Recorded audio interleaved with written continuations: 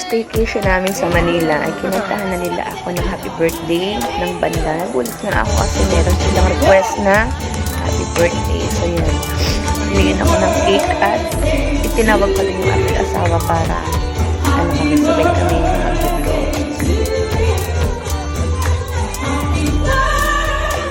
Thank you, Bunso, sa pag-staycation sa akin. Thank you, Bunso.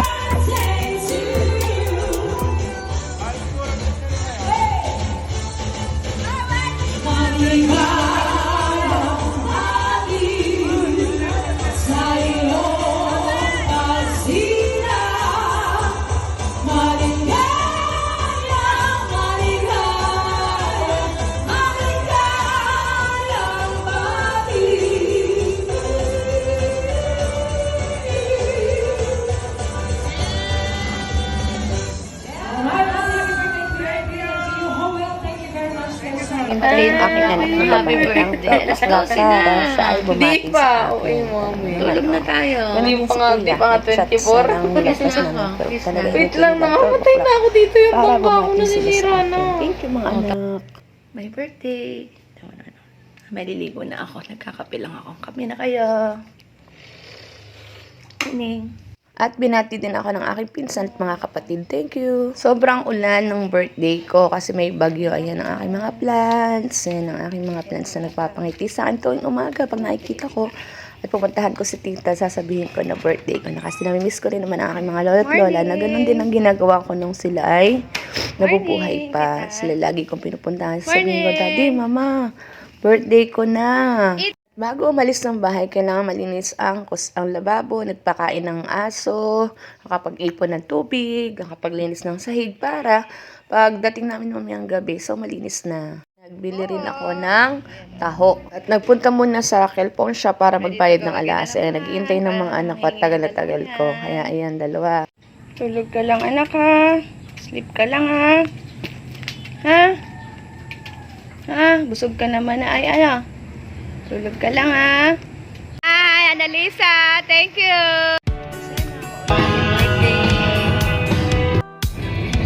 Pag ganitong birthday ko, naalala ko lang lagi ay pupunta ako sa kwarto ng aking lola at lola at gigisingin ko sila at birthday ko na! Birthday ko na! Ganyan. Ano yun, taon-taon. Tapos mamalengke na si daddy. Gigisingin ko sila sa birthday ko na. Tapos wala kang gawa maghapon kasi birthday ko. Hindi ka nila uutusan. Birthday ko, di ko maiiwasang maging emosyonal kasi naalala ko ang aking mga lolo at lola na siyang nagpalaki sa akin. Sila yung lagi sa akin na, bati tuwing birthday ko, yun. Kaya sabi niya, happy birthday to me kasi noong birthday ko dati, 2009, nalaman ko na buntis ako sa kanya. Dumaan muna kami sa aming pinupuntahang karinderiya sa Gumaka. Sabi ko, karinderiya muna kami dahil para kakunti ang gastos at makakain na kaagad ng tanghalian. Maulang panahon ng aming pag-travel dahil mayroong bagyo. Kahanap siya ng CR dyan. Tapos nagbuko muna kami habang namin siya iniintay at masakit pati ang tagiliran ko noong nakaraang gabi kaya kailangan ko niyan. So yan, nagbili muna kami ng buko para malinis naman ang aking sakit. At nakahanap na ng CR si Bossing. After namin kuminom, ay kinuha ko naman ang laman kasi masarap yun. Hello, sa Lopez City. Here in Pabila. Lopez City. Ayun o. Tuwan-tuwa aking baby girl dahil sabi niya makakapasa rin daw sa ShopRite. Hindi na totoo lang, hindi naman kami lagi for grocery dahil nga ang aming sweldo ay kasya-kasya lang sa amin. Kaya minsan na grocery pag may pera pero minsan lang hindi. So matagal ko ng promise na maliit pa siya noon na pag nadaan kami dyan, pupunta rin kami. So ngayon, pumunta kami dahil nagtingin kami ng aming na dapat mabili. Ganda yan. Ganito rin oh, maganda rin oh. Dito mura. Dito pala kami pupunta ni Mami. Ganda pala dito mamili. So, mura. Mga mura lang ang kanilang mga gamit. It's my birthday! Pumunta kami sa isa pang store para tingnan dyan sa Wilcom. para tumingin pa ulit ng aming bilbil. Kaso medyo pricey dito. Pero napakagaganda ng kanilang gamit. Lalo na doon sa mga magpapabahay. So, ganda ng kanilang mga tiles. So, talaga nakakalaway pumunta dito sa Wilcom. Napakagaganda ng gamit lalo na sa mga bagong magpapabahay. So, punta kayo dito dahil gaganda ng tiles. Mamimili lang kayo. Talagang super nakakalaway. Dangan nga lang at maraming dapat unahin. Punta na kayo dito sa Wilcom. Sobrang gaganda ng kanilang mga appliances at napaka-quality naman talaga. Kaya talagang masasabi mo na mahal kasi nga magaganda ang kanilang mga gamit. Lalo na sa mga tiles, napakadami pagpipilian. Yan naman ang kanilang CR, super elegant, mabango, malinis. Kaya naman si picture si ako. Pa kami sa isang store kaso wala rin kaming makuha kasi sobra namang hindi namin kaya ang price din. At sa time na yan, tinatanong ng aking asawa kung saan kami magla-lunch, kung sa ano ba, sa Kamayan ba o sa SM. Pero ang nalo pa rin ay syempre si Baby Girl. Ayan, siya pa rin ang nanalo.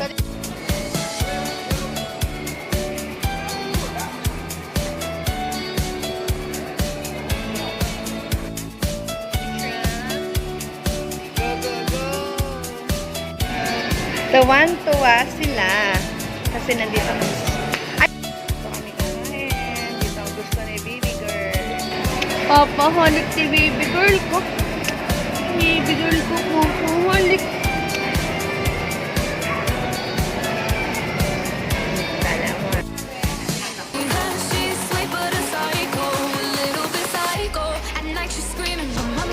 To order, pero orderin ko lang naman yan. Ay, yung kilala ko. Kaya yun lang ang aking orderin. Yung kilala ko lang siya.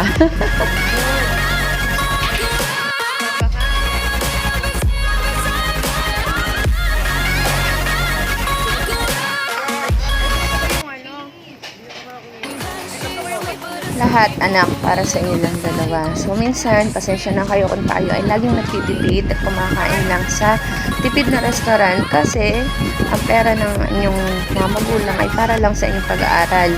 Kaya, nga lalo na ngayon, college na si kuya. So, lahat ng aming kinikita at dumarating sa amin sa trabaho namin ay para lamang sa pag-aaral nilang dalawa. Kaya, para lang sa inyo lahat mga ano ko. Lalo na ito, ngiti-ngiti. Thank you, Dad, sa pag-treat sa aming tatlo. Nasunod na naman ang gusto ng mga anak mo. So, thank you. At lagi mo kaming ini-spoiled sa aming kakainin, sa pang-araw-araw na aming dapat kainin. Lagi mo kaming spoiled doon. At salamat. Thank you, Daddy. Thank you. Iyakilig yan, Howard.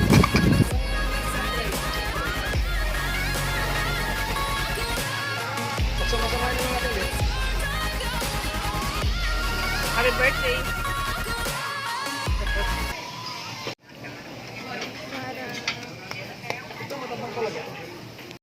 Nakatiis na si Ining at nagkutsara na hindi naman busog sa sa chopstick. Kaya ayan, nag-request kami ng kutsara at tinitor.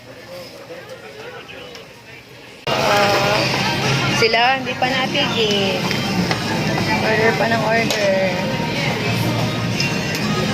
Guys, sila hindi pa full. Tama naman sila, Hindi pa sila full. Happy ka na, girly. Samad-samad din naman si Daddy kasi no choice siya. Nagkaka-picture kami, sabi ko, ng aming family picture dahil sobrang tagal na nung kami ng family picture, maliliit pa yung mga yan. So sabi ko, tayo mo pa picture naman at birthday ko. Sige na. Pumayag siya. Namimili na kami ng accessories na dadali namin sa loob. So may basket dress na namimili kami kung anong aming susuot doon sa loob.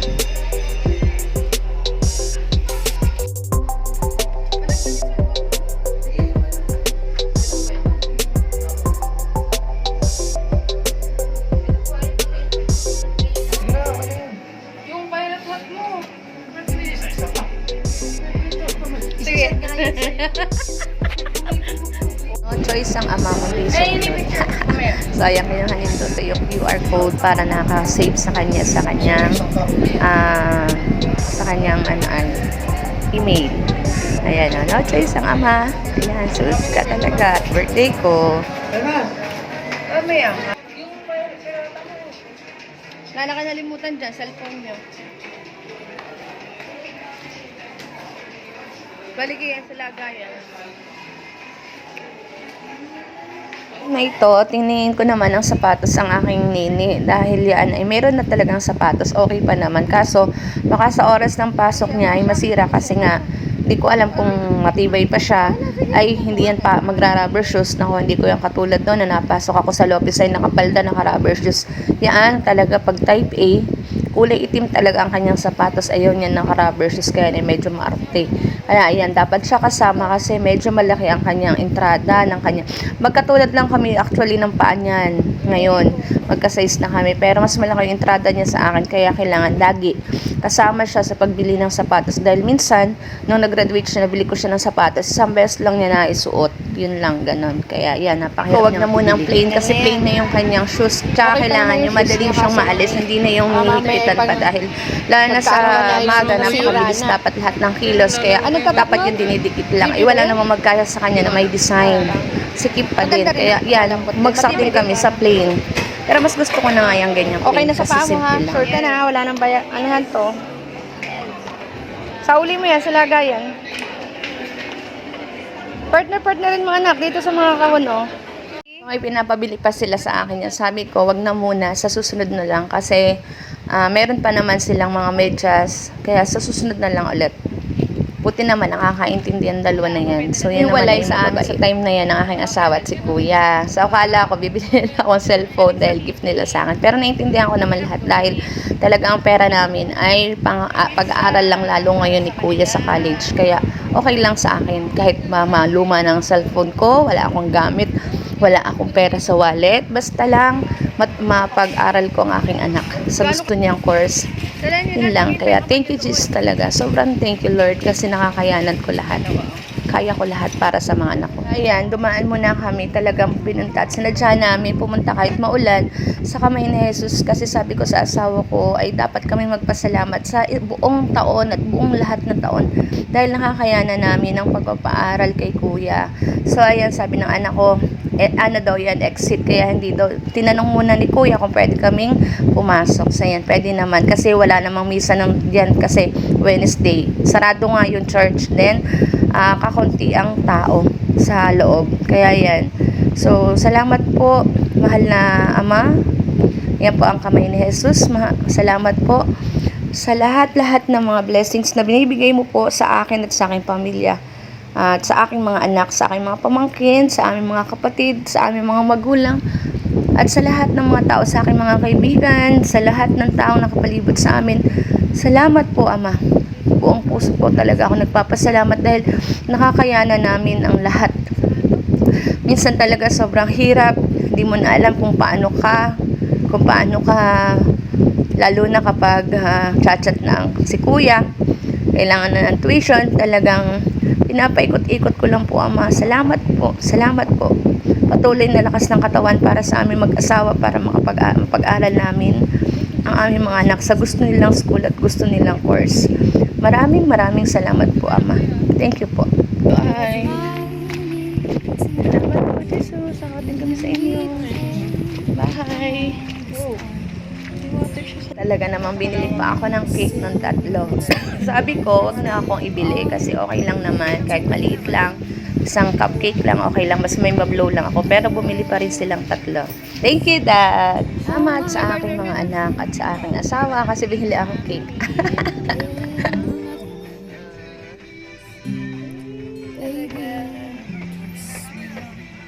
Siyempre, artist na kayo.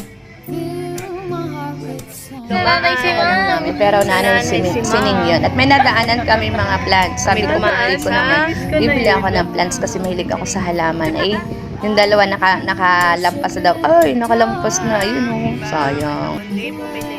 Dalawa. Tama bumili.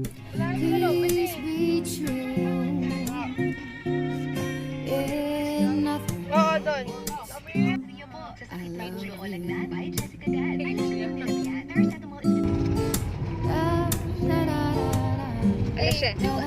Alas 7. Ako pinanganak ka pala ng gabi. 7. Naiyak-iyak ako ngayon. Happy birthday. Daw, papi. Talagang malapit na ang Christmas kasi malapit na mag-Burmans. Ayan. So, una ko narinig ang kanta ng New Year ngayong ng Christmas ngayong taong ito ay birthday ko kasi nagpatugtog yung anak ko ng Merry Christmas.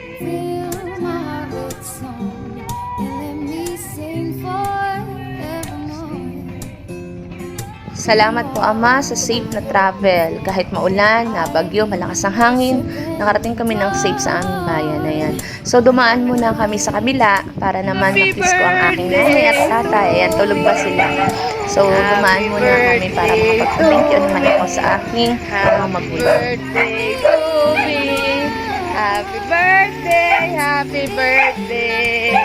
Happy birthday to me. Happy birthday to me. Happy birthday to me. Thanks, Mom, for bringing me here in this world.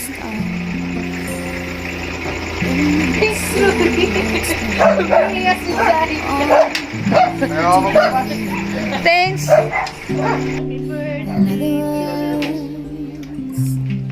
Hindi naman naulan sa Maynila.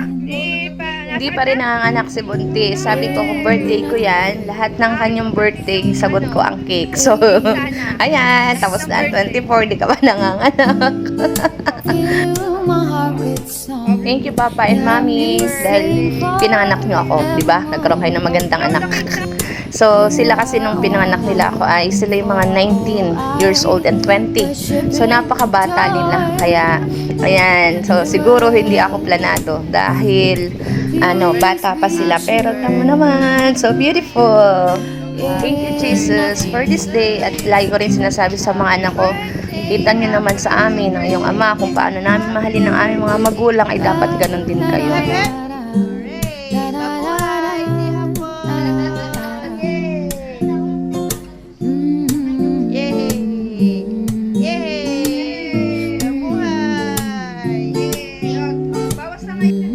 Naman ang aking dala lang sa kanila cake and pizza.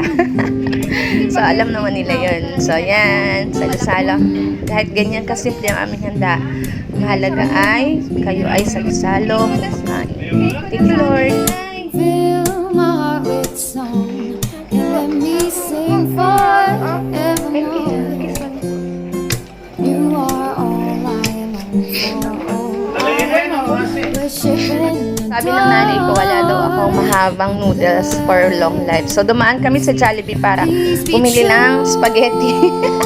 Kahit mga busog na bumili ng spaghetti. Kasi kailangan ko daw kumain ng my noodles na mahaba for long life. Yay! Ayan. So, kailangan ko rin ng yan.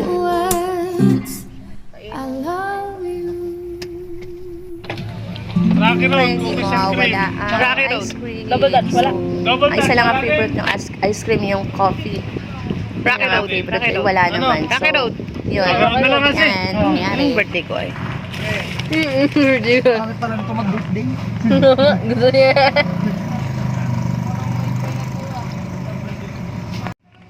Wala nang pera, yun lang. Free! Fly me to And kailangan ko daw ng let me may mahabang play the morning stars. Let me Nabili see lang ako ng what's spaghetti kasi kailangan ko daw kumain ng may mahabang Jupiter. spaghetti lang. Salamat sa iyo, Ama. Thank you. My 43rd birthday. Thank you for watching. I love you all. Thank you for watching. Grateful and blessed. 43. Thank you.